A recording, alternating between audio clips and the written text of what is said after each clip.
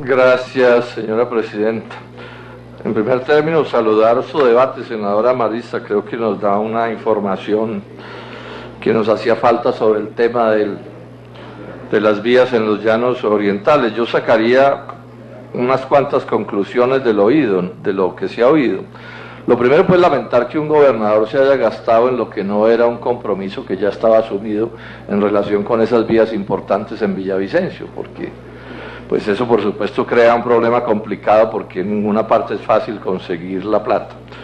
Lo segundo, pues, lamentar que se hagan vías como esa que vimos sin Bermas, ¿no? Porque pues son cosas elementales de la técnica que no hay que ser pues un gran ingeniero para saber que eso hace falta, y más en las condiciones de esa vía, y bueno, y ojalá eso se pueda arreglar pronto. Y quedo muy preocupado por la falta del cierre financiero de la concesión esa que está aprobada allí, porque, y a eso me voy a referir en mi intervención, yo estoy teniendo cada vez más preocupaciones con respecto a en qué va a terminar todo este inmenso ruido de las vías 4G y hasta dónde todo eso se va a poder realizar o qué va a pasar, ¿no? Y me uno a la idea de que el gobierno nacional debería hacer aportes directos para el departamento del Meta para contribuir a que esas necesidades de los llanos orientales se atiendan.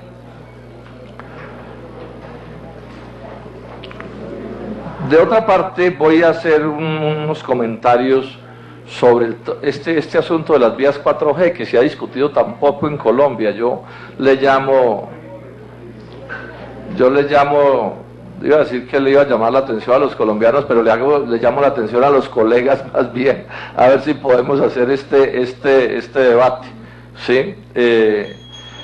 Pero sobre un tema del que el país se discute poco.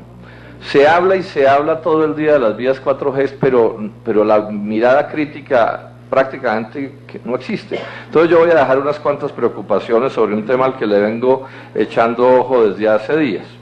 Y digo primero, yo no me opongo a que se hagan vías, ese no es, conmigo no tienen esa discusión, pero sí no comparto la idea de presentarlas como la panacea del país y como que todos los problemas nacionales y departamentales se van a resolver porque se hagan unas vías, porque eso realmente no corresponde con la realidad. La crisis nacional gravísima que está viviendo ya Colombia y en la que nos estamos adentrando cada vez más, el país está cayendo, no se va a resolver con esto de las vías 4G.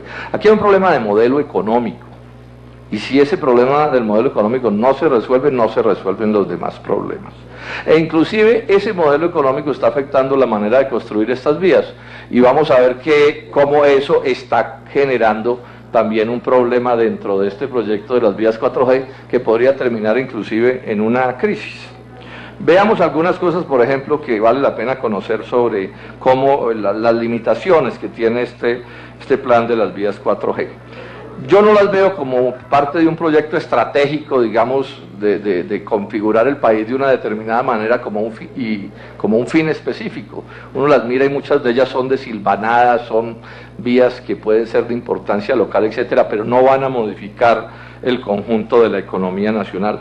Muchas de ellas tienen tráficos bien bajos, que uno les mira a sus TPDs y realmente son escasos. Casi ninguna de ellas, y esto es bien importante en costos de fletes, reduce las distancias, y resulta que la distancia es la variable fundamental para determinar fletes, y casi ninguna de ellas reduce fletes, porque lo que suele suceder es que la vía se la pegan a la vía vieja. Casi ninguna, no digo que ninguna. Sí, y además este sistema de financiación de estas vías, por la vía de la lógica de las APPs, hace que esas vías sean bastante costosas y generen peajes casi que confiscatorios contra el transporte de carga. Y eso, por supuesto, afecta a la competitividad del país. Entonces, que a uno le digan que por el camino de las 4G va a cambiar la competitividad nacional en relación con los mercados internacionales, eso no resulta cierto. Inclusive podrían abaratarse las importaciones al país. Un día el propio Alejandro Gaviria, que es tan neoliberal, decía que esas malas vías, señor director de la ANI, eran en cierto sentido una medida de protección, ¿no? ¿Qué tal que hubiera un tren bala Buenaventura a Bogotá? No quedaba nada de la economía de los bogotanos en lo que tiene que ver con la producción. Entonces uno puede ver esta inversión grande como una idea de gasto keynesiano. ¿Cuál es la teoría general de Keynes? ¿No? Si usted tiene un problema, si usted invierte, el Estado invierte, eso genera empleos y esos empleos mejoran la capacidad de compra de la gente, y si la gente compra más, entonces la industria vende más. Esa es la teoría. Este caso no es el caso. Estas son inversiones muy intensivas en capital, y hay un problema más grave, es que como el país está importando tanto, los salarios que se crean terminan pagando importaciones. Por ejemplo, si la gente come un poco más de pan y de pastas, para poner un ejemplo, eso se vuelve importaciones de trigo norteamericano o argentino o lo que sea. Luego allí las posibilidades de esto no son tantas como se quiere decir. Repito, no me opongo a que se hagan vías, esa no es una discusión, pero pongo las cosas como están. De otra parte, y voy a llamar la atención sobre esto, estos son negocios riesgosos. Son negocios bien difíciles, así como están planteados. ¿Por qué son riesgosos? Son montos muy altos. Aquí estamos hablando de con financiación y todo, estamos hablando de 62 billones de pesos, una suma astronómica, que incluye vigencias futuras, o sea, ahí también hay un factor de riesgo bien grande. Son plazos muy largos. Montos altos y plazos largos quieren decir que a los banqueros se ponen nerviosos, porque bueno, ¿qué va a pasar? Si me van a pagar, no me van a pagar. Pero además, porque en esos plazos largos las tasas de interés afectan mucho los costos de lo que se está construyendo, y además hay cambios en los costos del dinero, por precisamente los riesgos aparecen, devaluaciones, tasas de interés mayores, etc. Además estamos hablando de un país con geologías difíciles. Es un país donde es bien difícil tener la certeza de que el presupuesto de una vía, sobre todo en montaña, se va a cumplir, digamos, precisamente. Ese es un riesgo que aquí está grabado. Y los TPDs, o sea, los tráficos promedios diarios, que se calculan para asegurar la financiación, cuántos carros van a pasar por el peaje, son súper inciertos. Hoy nadie tiene certeza sobre qué va a pasar en el futuro, sobre todo si la economía se sigue deprimiendo. Entonces, es un negocio con riesgos, es un negocio con complejidades. Riesgos que se aumentan cuando, a mi juicio, primero, se ponen tantos huevos en el mismo canasto. 69 billones de pesos en un solo canasto. Eso lo saben bien los campesinos, dicen no se deben poner tantos huevos en el mismo canasto.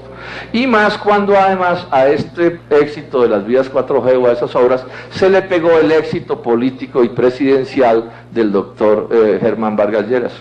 Pues porque esto genera una presión que inclusive puede llegar a la toma de decisiones equivocadas. Sí, a correr riesgos que no se deberían correr, porque resulta que si esto de las 4G llegara a fracasar, le fracasaría al doctor Vargas Lleras el sueño de toda su vida, desde que estaba chiquitico y se subía a las mesas, de ser presidente de la República. Entonces, todo esto, miren ustedes, queridos colegas, va conformando una situación a la que el país debía mirar con detenimiento. Yo no me voy a extender mucho, un día de pronto hacemos un debate largo sobre esto, pero por ejemplo aquí tengo documentos de la ANIF, donde la ANIF dice que más de la mitad de los proyectos de la segunda y la tercera ola de las vías 4G no tienen tráfico con qué financiarse. O sea, no se pueden hacer con la idea general de que se paguen con peajes, porque no da, dice ANIF. Yo ahora voy a leer unas frases de varios de los que están más de cerca de este negocio para que vean cómo el negocio está teniendo dificultades. Preocupa además que, además del entusiasmo, por razones obvias, del doctor Vargas Lleras, pues haya tanto entusiasmo del doctor Luis Carlos Sarmiento Angulo también en este negocio, porque es que don Luis Carlos, pues sí es demasiado poderoso, íntimo amigo del presidente de la República, del fiscal, del doctor Germán Vargas Lleras, primer banquero de Colombia, dueño de Porvenir, dueño de Corfi Colombiana, que tiene 4 proyectos ya metidos en esto. Entonces el acelerador de don Luis Carlos está todo puesto en este proyecto, y eso no deja de ser, hablando de negocios y de finanzas y de economía, cosas que aumentan los riesgos. Y más preocupante aún, ¿no? La gran prensa sobre esto no dice ni pío, cero dudas, cero análisis críticos, qué irá a pasar, cómo van las cosas. Si hay alguno de esos medios importantes que pareciera un periódico de ingeniería, 2 hojas al día sobre estos proyectos, que son publicidad. Yo le llamo la atención a los colombianos y a la prensa, estas cosas hay que mirarlas, porque ahora vamos a ver, hay demasiadas cosas en riesgo embarcadas en este proyecto. Además de esto, subió la tasa de cambio en la mitad de este proceso, de $2.000, de 2.000 pesos a 3.000. Eso cambia por completo las condiciones de esos negocios. La tasa de los créditos preferenciales de los bancos pasó en el último año del 7.85 al 12.46%. O sea, esto cambia por completo las condiciones de eso, y la economía cayendo, una crisis fiscal, una reforma tributaria que va a reducir la demanda cayendo. O sea, estamos en una situación complicada. Como si fuera poco, la concentración de los contratistas es muy alta. Entonces, 4 contratistas tienen 13 proyectos de los 20 de los que se está hablando, 13.7 billones de pesos. Bueno, y miren ustedes una cosa que está pasando: como hay líos financieros porque los banqueros son reacios a prestar plata a muy largo plazo y montos muy altos, se ponen nerviosos. Entonces hemos visto cómo el gobierno viene cambiando las condiciones financieras para poder hacer este proyecto, aumentando los riesgos de la economía nacional. Entonces, por ejemplo, la superfinanciera sacó un decreto que elevó el monto que le puede prestar un banco a un solo cliente o a personas vinculadas. Lo pasó del 10% del patrimonio técnico al 25%. Eso es corriendo riesgos. Y ojo, los sistemas financieros todos parecen muy estables y son perfectos, pero precisamente como se creen esos cuentos, terminan corriendo riesgos indeseables, y eso es lo que explica los colapsos de sistemas financieros que terminan afectando a toda la sociedad. Se permitió pasar del 10% del patrimonio técnico al 25%. La Financiera de Desarrollo Nacional amplió ese límite hasta el 40%. No voy a entrar en detalle, lo que les doy las cifras es para darle la idea de que están subiendo el riesgo. O sea, están permitiendo operaciones que en condiciones normales no se permiten. Y hay una cosa que es más grave, y es que cambiaron también las normas para meter a los fondos de pensiones a este negocio financiero. Explico esto. Al banquero los créditos de muy largo plazo lo ponen nervioso, y es más o menos obvio, y si el monto es alto, más grave. Lo enseño con esta figura. Si aquí cualquier colega me dice: senador Jorge Enrique, présteme 1.000 pesos para mañana y nos vemos aquí al lado, entonces yo le digo: claro, no hay problema. Pero si me dice: présteme 1.000 millones de pesos y nos vemos dentro de 30 años en la esquina de la Jiménez con Séptima, pues yo le digo pues que por lo menos déjeme pensarlo, por mucho que sea un colega o una colega muy querida, ¿sí? Entonces, lo mismo le pasa a los banqueros. Entonces, el esquema que hay, no tengo tiempo para desarrollarlo, lo mencioné en algún artículo, es que están viendo a ver quién corre riesgos mayores, distintos de la banca comercial propiamente dicha, y ya le pusieron los ojos a los fondos de pensiones, que es la plata de la gente, de los ciudadanos. Y no solo están hablando de que los fondos de pensiones pongan 16 billones de ese negocio, 16 billones, o sea, una suma altísima, sino que hay una cosa que es extremadamente grave: es que se cambiaron las normas para que Porvenir le pueda prestar a Corfi Colombiana lo que antes no podía prestarle. Lo voy a poner en otros términos: legalizaron un autopréstamo. O sea, una norma decía que Porvenir no le podía prestar a Corfi Colombiana por la relación incestuosa entre don Luis Carlos y don Luis Carlos. Y cambiaron el decreto 1385, ¿sí? O mejor, sí, produjeron el decreto 1385 que modificó un decreto anterior en un acto que además es ilegal.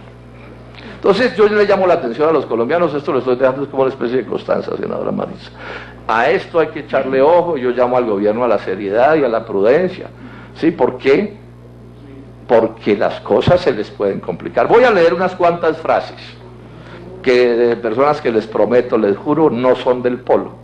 ¿Sí? Que así sea, con mucho cuidado, prenden bombillos rojos que el país debería mirar. Juan Martín Caicedo,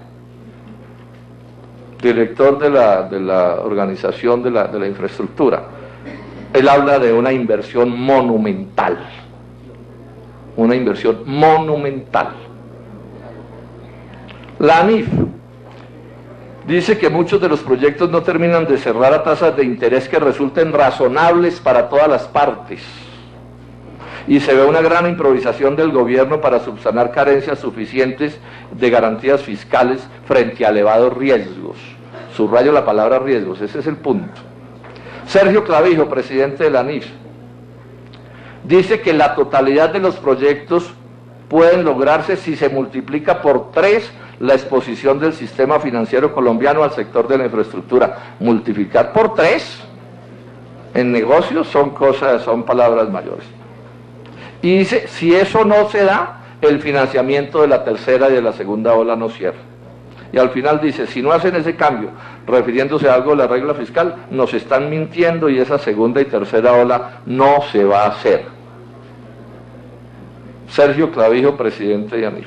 Clemente del Valle, esto es bien importante porque este es un hombre del gobierno, él es el jefe de la Financiera de Desarrollo Nacional, que es la que está recibiendo la plata de Isagen para mover todos estos negocios.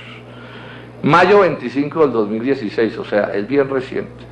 Es cierto que existe preocupación de que en segunda y tercera ola se puedan subir los costos. Se cree que habrá exceso de demanda y no suficientes recursos, lo que generaría un aumento de las tasas de interés. Entonces, en créditos de montos altos, plazos largos, un aumento de la tasa de interés son palabras mayores. Clemente del Valle, otra vez, junio 23 del 2016. Lo primero que hay que decir es que ya hay bancos que tienen exposiciones en 4G y no se sabe si van a tener el mismo tipo de apetito de la primera ola. La primera ola es la parte, digamos, fácil del asunto, porque son, digamos, las vías que seguramente tienen mejores TPDs y este tipo de cosas. Bueno. Álvaro Torres, presidente de Conalvías, julio 18.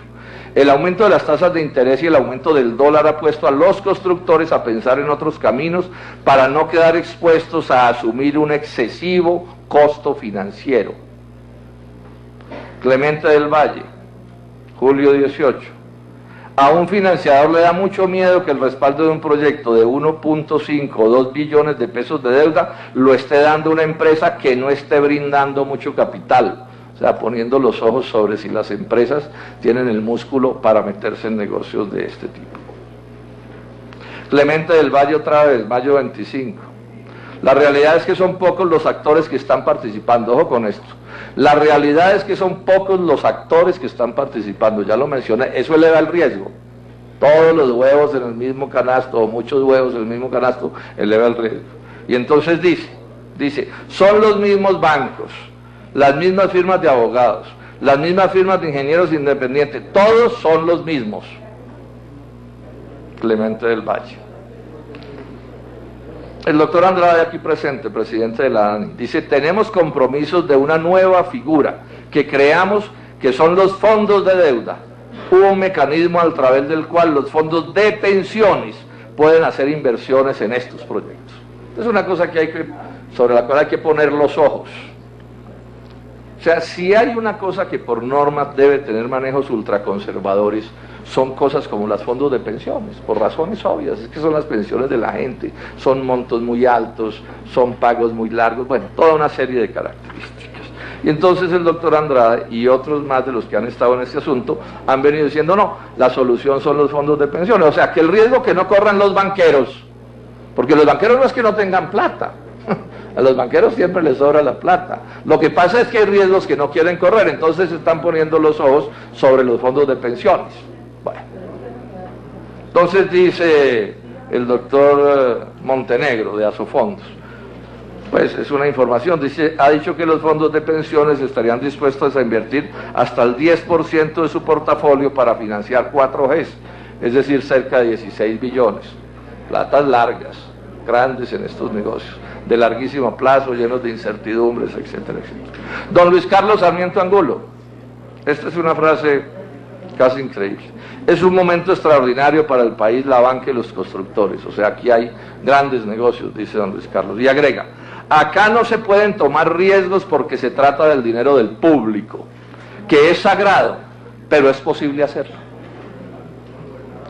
Acá no se pueden tomar riesgos porque se trata del dinero público, que es sagrado, pero es posible hacerlo. Y la norma le permite hacerse un autopréstamo para utilizar ese lenguaje. O sea, que la plata del público se la presta al mismo. Eso en negocios bancarios es una cosa inaceptable, porque eso aumenta una cosa que llaman los propios banqueros el riesgo moral, que es que se tomen decisiones más riesgosas de lo prudente, porque es el interés personal el que está involucrado. Edgardo Maya Villazón, Contralor de la República, esto es bien importante en lo que voy a decir. Dice la noticia que se ha opuesto al uso del Fondo Nacional de Pensiones de las entidades territoriales, al uso de esa plata en las vías 4G. O sea, el Contralor dice, yo me opongo a que las pensiones del FOMPET se vayan a este negocio. Pero los fondos privados están aceptando que se vayan a ese negocio. Y él agrega, dice textualmente, los recursos deben garantizar el pago de las pensiones y no contar con niveles de incertidumbre y riesgo innecesario para este tipo de recursos. Dice el Contralor que es innecesario que fondos de pensiones corran estos riesgos, y los fondos privados los están corriendo. Bueno, termino con esto. Estos son, no me voy, digamos, a fondo esto podríamos decir muchas cosas más, estoy dejando simplemente una constancia, creo que es mi deber como congresista llamar la atención. Bueno, aquí nos metieron el cuento de que Isagen había que venderlo porque las vías 4G, y bueno, se echaron cuentos, mil cuentos, y como pasa en Colombia, pasada el escándalo, entonces nadie vuelve a hablar de eso. Bueno, hay quienes siguen hablando de las cosas, y miren lo que está pasando, que es inaudito, senadores. Esto lo informa el doctor José Roberto Acosta, que es una persona especialista en estos temas, profesor del CESA, etcétera, una persona de toda la respetabilidad, lo dice en el periódico El Espectador. Dice que más de la mitad de los 6.2 billones de pesos recibidos por la venta de Isagen siguen atrapados en las cuentas del gobierno, es lo primero que dice. O sea, se vende Isagen, pero la plata no va donde nos dijeron que tenía que ir, sino que sigue allá en las cuentas del gobierno, más de la mitad. Y pónganle cuidado a este pedacito, que esto es escalofriante. Dice, en lugar de entregar créditos a los constructores con los 2.5 billones que ya se recibió de los colombianos, está hablando de la Financiera de Desarrollo Nacional, mediante la emisión de bonos a una tasa promedio del 10%, tiene esos dineros invertidos en CDTs y cuentas de ahorro a la tasa de 8.6, que es lo que está diciendo aquí el doctor José Roberto Acosta, que la Financiera Eléctrica Nacional está pagando por esos recursos el 10 y los coloca al 8.6. Entonces es escalofriante. El Estado colombiano, un sabio de las finanzas, el doctor, ¿cómo se llama? El doctor Clemente del Valle. Dice el profesor, el especialista en estos temas, que eso da un margen negativo de intermediación del 1.4%. y que eso nos cuesta, sobre esa suma de los 2.5 billones, 360.000 millones de pesos al año. Eso es una locura lo que está sucediendo. Entonces fíjense que cuando yo estoy llamando la atención sobre esto, no son ganas de molestar de la oposición, no, es que son los hechos los que están puestos ahí, y es la plata de los pensionados, y es la plata de tantas cosas.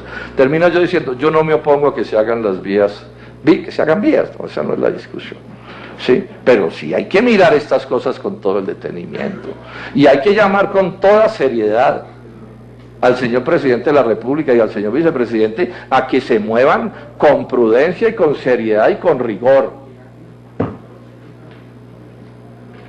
porque esto que está sucediendo es por lo menos de una audacia inaceptable en términos de negocios financieros.